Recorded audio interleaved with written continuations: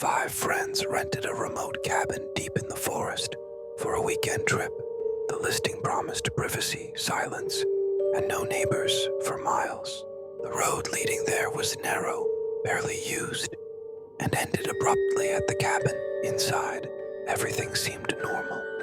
5 beds, 5 plates, 5 names written in the guest book, but underneath them, a 6th name was already there. They laughed it off, assuming it belonged to a previous guest. The first night passed quietly. On the second night, one of the friends woke up to the sound of footsteps outside the cabin, slow measured, like someone pacing. When they checked, there were no animals, no people, and no tracks in the soil, only the smell of damp earth. The next morning, one friend was missing. His bed looked untouched. His phone was on the table. His shoes were still by the door. There were no signs of a struggle.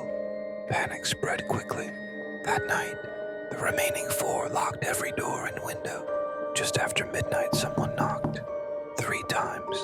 When they opened the door, no one stood there. But in the guest book, the missing friend's name was crossed out. Only 4 names remained. The next morning, another friend was gone. Again, no noise, no blood, no footprints. The guest book now showed 3 names. The last 3 tried to flee at sunrise, but the car wouldn't start. The forest felt wrong, too quiet, too still. By the time help finally arrived days later, only one friend was found wandering the road. He couldn't explain what happened. He only repeated one sentence. The cabin keeps count. The guest book was never recovered, but hikers still report a cabin deep in the forest. Lights on, smoke rising, and 5 names waiting to be written.